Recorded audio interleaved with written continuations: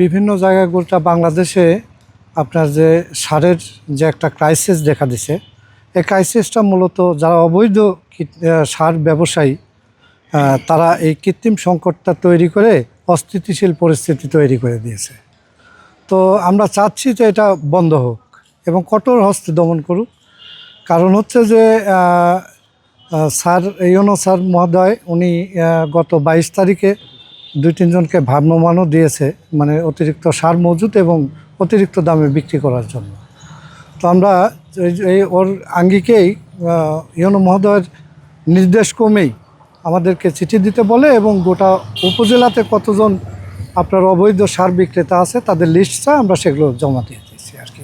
আমরা চাচ্ছি কঠোর হস্তে দমন করে এদেরকে বন্ধ করে দেওয়া হোক, যাদের কোনো ভিত্তি নাই, যাদের কোনো লাইসেন্স নাই, বিক্রি করার কোনো এখতিয়ার নাই। আমরা এর থেকে আমরা বের হয়ে আসতে যাচ্ছি। এই দায়ভার আমরা নিতে চাচ্ছি না।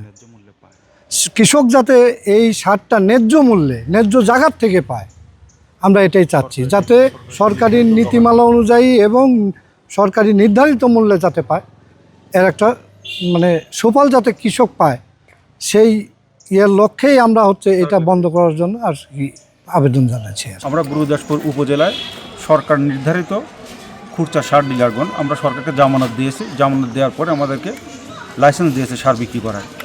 সার একটা সেন্সিটিভ বিষয়, সরকারের লাইসেন্স এবং সরকারকে খাতে জামানত না দিয়ে কেউ বিক্রি করতে পারবে না। প্রতিটা ইউনিয়নে 9টা করে খুচরা সার বিক্রেতা আছে, বিসিআইসি ডিলার আছে, একজন করে বিএডিসি ডিলার আছে।